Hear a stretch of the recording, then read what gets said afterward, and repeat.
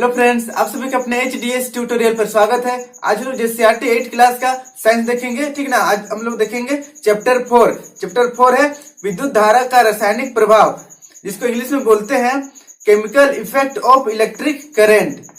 इस चैप्टर में हम लोग देखेंगे कौन कौन से पदार्थ विद्युत के सुचालक है और कौन कौन से पदार्थ विद्युत के कुचालक है, और जब विद्युत धारा एक सुचालक से गुजरती है तब क्या क्या प्रभाव होता है। देखिए, आप सभी जानते हैं कि कुछ ठोस पदार्थ ऐसे होते हैं जिनसे विद्युत धारा चालन होता है। क्लियर है कि कुछ ऐसे ठोस होते हैं जिससे विद्युत धारा चालन होता है, विद्युत धारा प्रवाह होता है। जैसे एग्जांपल में लोहा, चांदी, ये सब है जो विद्युत का सुचालक है, ठीक ना। नेक्स्ट है ऐसे ठोस पदार्थ को विद्युत का चालक कहते हैं। क्लियर है, वैसे पदार्थ जिनसे विद्युत धारा प्रवाह होती है उसे विद्युत का चालक कहते हैं। जैसे लोहा, तांबा, एल्युमिनियम आदि धातु विद्युत का चालन करते हैं। क्लियर है। इसके विपरीत कुछ ठोस ऐसे होते हैं जिनसे विद्युत धारा चालन नहीं होता है, जिसको हम लोग कुचालक बोलते हैं, ठीक ना। जैसे रबर हो गया, प्लास्टिक हो गया, लकड़ी हो गया, ये सबसे विद्युत धारा चालन नहीं करता है। ऐसे ठोस पदार्थ को विद्युत का कुचालक कहते हैं। क्लियर है। विद्युत का कुचालक और विद्युत का रोधी दोनों सेम ही चीज है, बस नाम अलग अलग दिया गया है। विद्युत का रोधी को हम लोग कुचालक कह सकते हैं। अब चलिए आगे देखते हैं। रबर, प्लास्टिक, लकड़ी आदि विद्युत का चालन नहीं करते हैं। इतना भी क्लियर है। आपने बिजली मिस्त्री के हाथ में रबर के दास्ताने पहनकर काम करते देखा होगा। देखिए, जो बिजली मिस्त्री होता है वे लोग हाथ में एक दास्ताना पहनते हैं, ठीक ना, और वो दास्ताना रबर का होता है। देखिए, क्या बता सकते हैं कि वह रबर के दास्ताने पहनकर बिजली का काम क्यों करते हैं। क्लियर है कि रबर विद्युत का कुचालक है, विद्युत रबर का कुचालक है। इसीलिए जो बिजली मिस्त्री होता है उसको करंट नहीं लगता है, क्योंकि करंट सिर्फ धातु में प्रवाह होता है, ठीक ना। रबर विद्युत का कुचालक होता है, इसीलिए रबर विद्युत को शरीर से टच होने से रोक देता है और बिजली मिस्त्री को करंट नहीं लगता है। यही कॉन्सेप्ट है, छोटा सा है कि बस विद्युत रोधी है, विद्युत को जो रबर का प्लास्टिक होता है शरीर में टच होने नहीं देता है करंट को, ठीक ना। रबर बाहर ही रोक देता है, इसलिए विद्युत का जो मिस्त्री लोग होता है, बिजली मिस्त्री, वो लोग रबर का दास्ताना पहनते हैं। फिर आगे देखिए, बिजली मिस्त्री हाथ में रबर का दास्ताना पहनकर काम करते हुए। यहाँ पर देखिए एक बिजली मिस्त्री है जो रबर का दास्ताना पहने हुए और काम कर रहा है। कोई पदार्थ चालक है या कुचालक, यह जानने के लिए संपरीक्षित टेस्टर का उपयोग किया जाता है। अब देखिए, कोई भी पदार्थ, ठीक ना, चालक है या नहीं है, उसे पता करने के लिए संपरीक्षित, जिसको इंग्लिश में टेस्टर का उपयोग करते हैं, ठीक ना। अब आगे देखिए, क्या द्रव भी विद्युत का चालन करते हैं। आइए इसको पता लगाते हैं। इस क्रियाकलाप द्वारा इसकी जानकारी प्राप्त करते हैं। क्रियाकलाप 1, ठीक ना। पहले क्रियाकलाप में क्या दिया गया है, देखिए, प्लास्टिक के एक ढक्कन में सिरका अथवा नींबू का रस लीजिए। एक प्लास्टिक का ढक्कन लेना है और उसमें सिरका लेना है, और सिरका नहीं है तो नींबू का रस से भी काम हो जाएगा, नींबू का रस भी ले सकते हैं। यह ध्यान रखिए कि दोनों सिरों के बीच की दूरी कम से कम 1 सेंटीमीटर की हो, ताकि ये एक दूसरे को स्पर्श ना करें।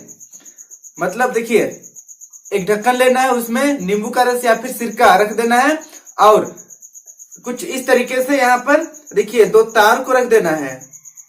यहाँ पर बैटरी है, यहाँ पर बल्ब है। बैटरी का एक जो प्लस वाला तार है, ठीक ना, पॉजिटिव तार है, धनात्मक तार यहाँ पर आकर यहाँ पर आया है। ये ढक्कन, यहाँ पर सिरका या फिर नींबू का रस भरा हुआ है। फिर दूसरा तार यहाँ से देखिए बल्ब से होते हुए यहाँ पर आया है। पहला तार ये है, दूसरा तार ये है। दोनों तार देखिए आपस में टच नहीं हुआ है, लेकिन भी बल्ब जलेगा, ठीक ना, बल्ब प्रदीप्त होगा। देखिए चित्र अनुसार विद्युत धारा के चालन का परीक्षण संपरीक्षित का उपयोग करें। देखिए यहाँ पर टेस्टर का उपयोग करना है, ठीक ना। मतलब सिंपल सी बात है, बल्ब लगाना है, बैटरी लगाना है और टेस्ट करना है बल्ब जल रहा है कि नहीं जल रहा है। आगे लिखा हुआ है, आपने क्या देखा, क्या संपरीक्षित टेस्टर का बल्ब दीप्त हुआ।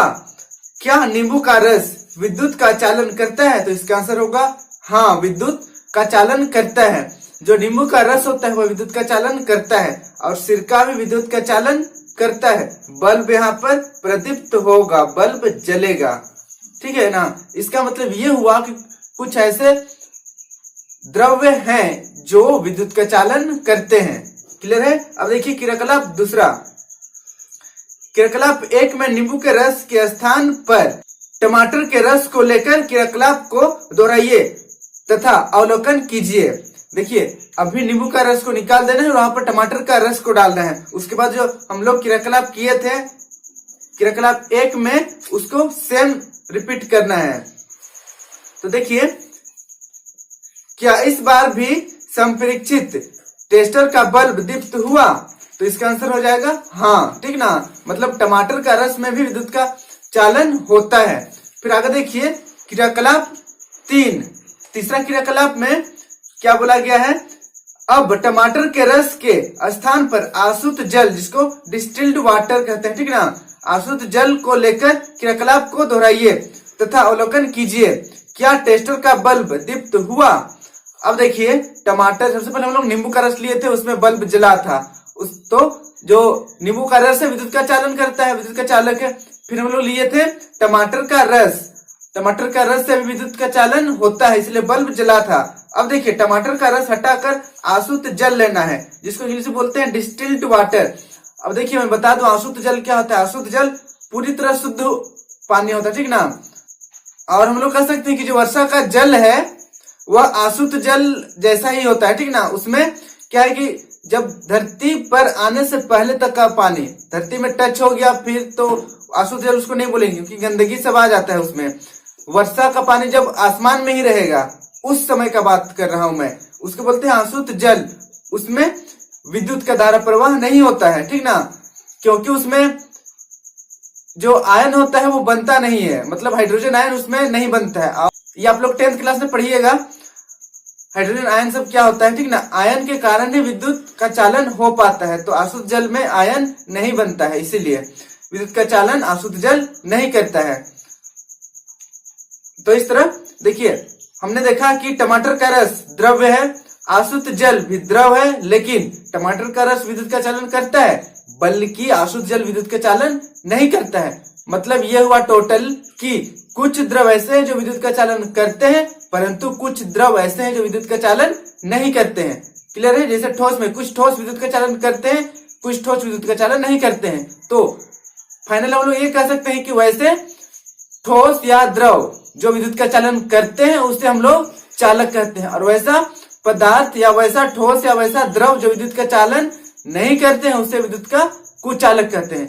इतना दूर तक क्लियर है। अब देखिए हम लोग पढ़ेंगे चालक पदार्थ के प्रकार। अब देखिए हम लोग चालक कितने प्रकार के होते हैं। सबसे पहला देखिए हीन चालक। आपने देखा कि टमाटर के रस उपयोग करने पर बल्ब धीमा दीप्त होता है। वैसे पदार्थ जिनसे विद्युत का चालन धीमी होता है उन्हें हीन चालक कहते हैं। क्लियर है। मतलब वैसे चालक, ठीक ना, चालक होना चाहिए, विद्युत का चालन हो रहा है लेकिन कम हो रहा है। जैसे टमाटर में विद्युत का चालन हो रहा था लेकिन कम हो रहा था, बल्ब धीमा जल रहा था। उसके विपरीत सिरका या नींबू का रस में विद्युत का चालन बहुत अधिक होता है, ठीक ना, इसलिए बल्ब उसमें अधिक तेजी से जलेगा। क्लियर है। अब देखिए दूसरा सुचालक। अब देखिए तनुगंधकाल्म, जिसको इंग्लिश में सल्फ्यूरिक अम्ल बोलते हैं, ठीक ना, ये बैटरी के अंदर भरा जाता है H2SO4। सल्फ्यूरिक अम्ल का उपयोग करने पर बल्ब तीव्रता से दीप्त होता है, ठीक है। अगर सल्फ्यूरिक अम्ल रहेगा तो वह विद्युत का सुचालक है, ठीक ना, मतलब उसमें बल्ब बहुत अच्छी तरीके से जलेगा। वैसे पदार्थ जिससे विद्युत का चालन तीव्र होता है उन्हें सुचालक कहते हैं। क्लियर है। मतलब देखिए सबसे पहले टमाटर का रस में बल्ब जल रहा था लेकिन कम जल रहा था, तो उसको बोलेंगे हीन चालक। चालक तो है लेकिन हीन है, ठीक ना। उसके बाद सुचालक, बल्ब बहुत जबरदस्त जलेगा, ठीक ना, उसको बोलेंगे सुचालक, जैसे सल्फ्यूरिक अम्ल के साथ होता है। उसके बाद देखिए तीसरा है हमारा कुचालक, बल्ब जलेगा ही नहीं। देखिए आसुत जल का उपयोग करने पर बल्ब दीप्त नहीं होता है। मैंने बताया था आसुत जल विद्युत का कुचालक है, ठीक ना, उसमें हाइड्रोजन आयन नहीं बनता है, जिसके कारण विद्युत का चालन नहीं होता है। वैसे पदार्थ जिनसे विद्युत का चालन नहीं होता उन्हें कुचालक कहते हैं। क्लियर है इतना भी। अब देखिए आगे क्या लिखा हुआ है। क्या बिना सेल के भी बल्ब जल सकता है? इसके लिए एक क्रियाकलाप करते हैं। अब पता लगाते हैं, अगर बैटरी नहीं रहेगा तो भी क्या हम लोग बल्ब जला सकते हैं? पता लगाते हैं। आज तक तो सिर्फ बैटरी का यूज करते हैं, फोन में बैटरी है, हमारे टॉर्च में बैटरी रहता है, ठीक ना। तो बिना बैटरी का बल्ब जल सकता है या नहीं जल सकता है, पता लगाते हैं। बहुत मजेदार है। देखिए क्रियाकलाप 4, एक नींबू को 2 टुकड़ों में काटिए। दोनों नींबू में जस्ता का एक टुकड़ा, ठीक ना, ऋण ध्रुव हो जाएगा ये, एवं तांबे की कील ये धन ध्रुव हो जाएगा, लगाइए। एक टुकड़े नींबू के जस्ता को दूसरे टुकड़े वाले नींबू के तार की सहायता से जोड़िए। दूसरे टुकड़े वाले नींबू के जस्ते एवं तांबा से अलग अलग 2 तार एलईडी बल्ब के बड़े लीड, ठीक ना। एलईडी बल्ब कहने का मतलब देखिए, जो एलईडी बल्ब होता है कुछ इस तरीके से होता है, और एक इसका जो लीड होता है एक बड़ा रहता है, एक छोटा सा रहता है, ठीक ना। इस तरीके से आप लोग बचपन में खूब खेले होंगे बल्ब से, टॉर्च में ही बल्ब रहता है, तो एक जो लीड होता है लंबा रहता है और एक छोटा सा रहता है। तो देखिए जो बड़ा वाला लीड है वो धन ध्रुव है, ठीक ना। उसको नींबू के तांबे से जुड़े स्वतंत्र तार से जोड़िए। जो बड़ा वाला है इसको तांबा तार से जोड़ना है। उसके बाद देखिए, एवं छोटे लीड मतलब ऋण ध्रुव, देखिए बल्ब तो इस तरह रहता है, छोटा वाला बल्ब जो टॉर्च आसपास यूज किया जाता है, इसका एक लीड बड़ा रहता है, लीड छोटा रहता है। जो बड़ा रहता है वो होता है धनात्मक ध्रुव, और जो छोटा रहता है वो होता है ऋणात्मक ध्रुव, जिसको ऋण ध्रुव कहते हैं। तो देखिए छोटे लीड ऋण ध्रुव को दूसरे टुकड़े के जस्ता से जुड़े स्वतंत्र तार से जोड़िए। बल्ब का अवलोकन कीजिए। देखिए क्या बल्ब दीप्त हुआ? अब एलईडी का अवलोकन कीजिए, क्या एलईडी दीप्त हुआ? तो इसमें बल्ब जलेगा, ठीक ना। मतलब हम लोग बिना बैटरी का भी बल्ब जला सकते हैं नींबू के सहायता से। बस नींबू लेना है। देखिए इस पर मैं आपको एक प्रैक्टिकल करके दूंगा, थोड़ा सा चैप्टर सब कंप्लीट हो जाए उसके बाद।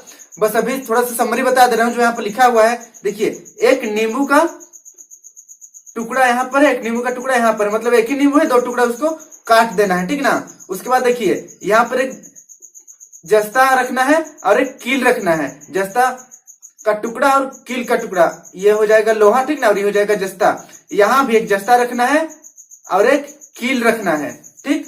जैसे यहाँ पर देखिए दिखाया गया है, ये यहाँ पर है जस्ता का टुकड़ा और यहाँ पर कील है। यहाँ पर जस्ता का टुकड़ा है, यहाँ पर कील है। देखिए कील को एक तांबे के तार यूज करना है। तांबा का तार से पहला नींबू का टुकड़ा का जो कील है उसको दूसरा नींबू का टुकड़ा का जस्ता के साथ जोड़ देना है। उसके बाद पहला जो नींबू का टुकड़ा है उसका जस्ता से एक तांबा का तार निकालना है और यहाँ पर बल्ब, ठीक ना, एलईडी या फिर कुछ भी बल्ब रखना है, यहाँ पर बल्ब से जोड़ देना है और ये धन ध्रुव से होगा। उसके बाद एक जो इधर बल्ब का दूसरा जो लीड है उसको दूसरा वाला नींबू का यहाँ पर कील रखा हुआ है उससे जोड़ देना है। तो इससे बल्ब, यहाँ पर जो बल्ब है वो जलने लगेगा।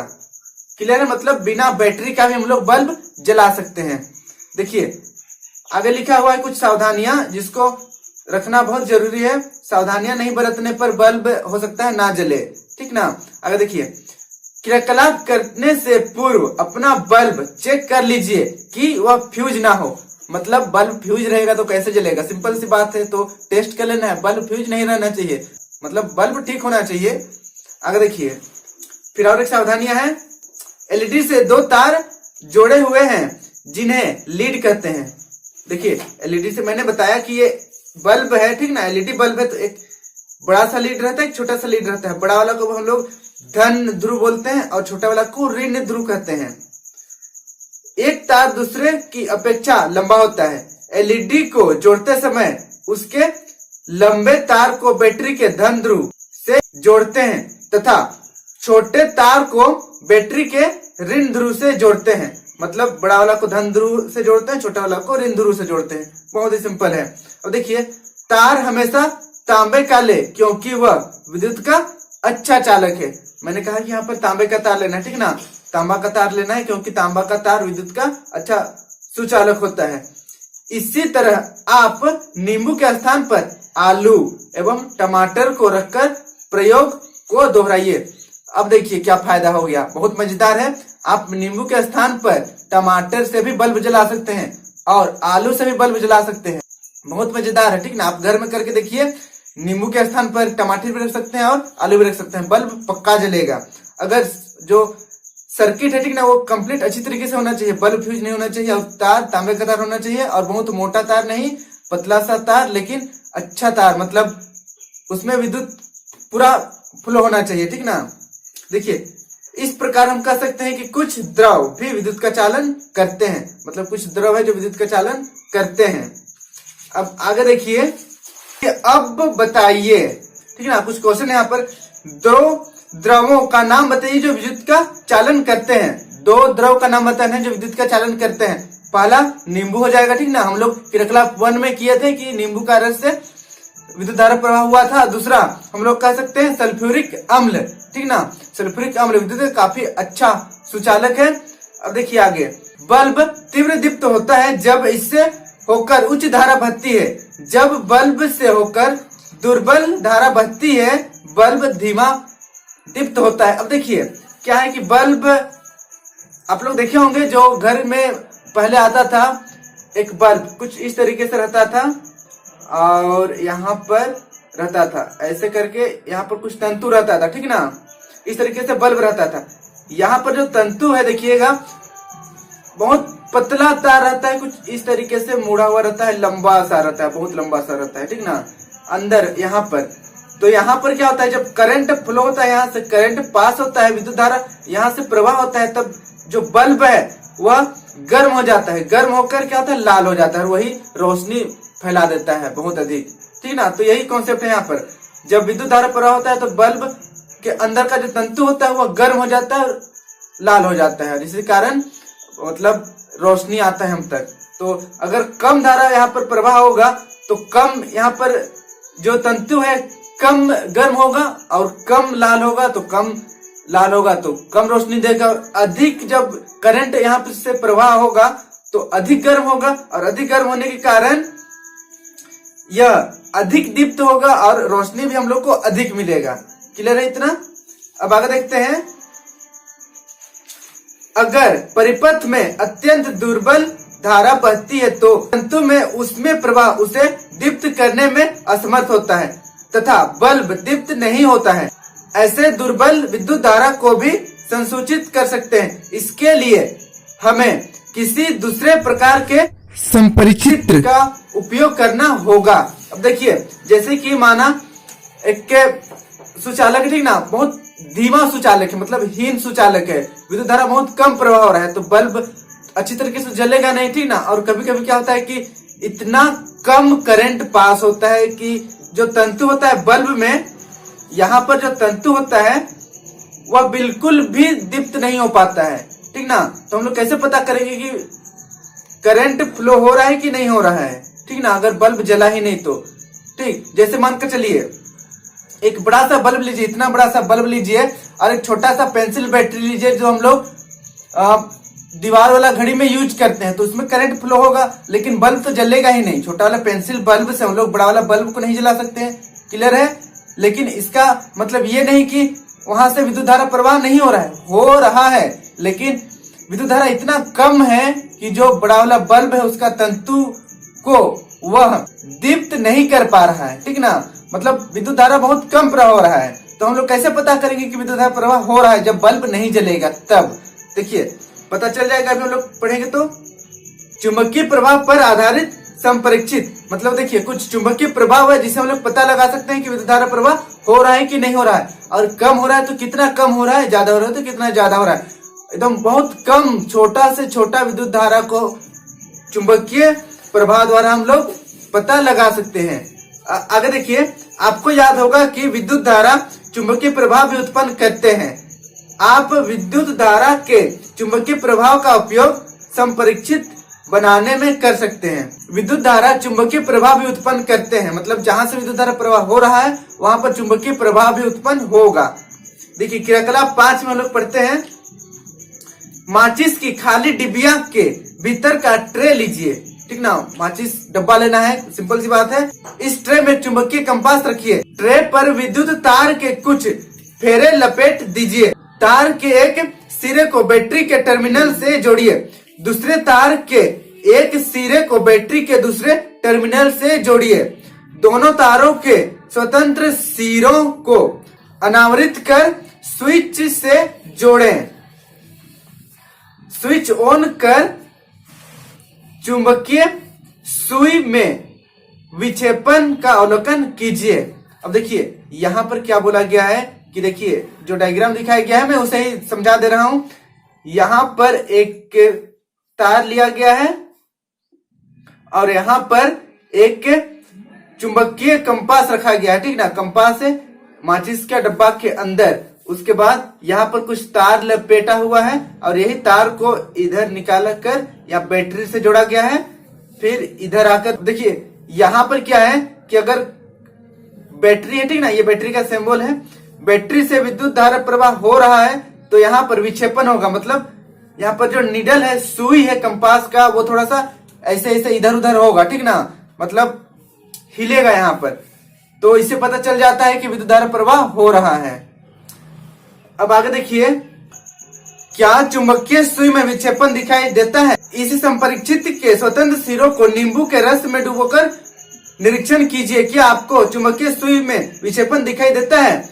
संपरीक्षित के स्वतंत्र सिरों को नींबू के रस से बाहर निकालिए तथा पोंछकर सुखा दीजिए। इस क्रियाकलाप को बारी बारी से दूध, आसुत जल, सिरका, वनस्पति घी तथा शहद आदि द्रवों के साथ दोहराइए। प्रत्येक स्थिति में अवलोकन कीजिए कि चुंबकीय सुई में विक्षेपण होता अथवा नहीं। अपने परीक्षणों के अवलोकन को दिए गए सारणी में अंकित कीजिए। यहाँ पर कुछ सारणी दिया गया है, यहाँ पर अवलोकित करना है, ठीक ना। अब देखिए आगे हम लोग पढ़ते हैं। आप सारणी देखकर बता सकते हैं कुछ द्रव विद्युत के चालक होते हैं तथा कुछ द्रव विद्युत के हीन चालक होते हैं, जबकि आसुत जल विद्युत का कुचालक होता है। ठीक, तो आज के लिए इतना ही। अगर वीडियो अच्छी लगी तो प्लीज लाइक कर दीजिए, चैनल पर नहीं तो सब्सक्राइब कर लीजिए और बेल आइकन को भी प्रेस कर दीजिए ताकि जब भी मैं नया वीडियो अपलोड करूं आप तक नोटिफिकेशन चली जाए। और वीडियो को अपने दोस्तों के साथ जरूर शेयर करें। और कहीं पर दिक्कत होगी तो मुझे कमेंट कर दीजिए, मैं आपकी प्रॉब्लम सॉल्व करने की पूरी कोशिश करूंगा। Thank you for watching my video.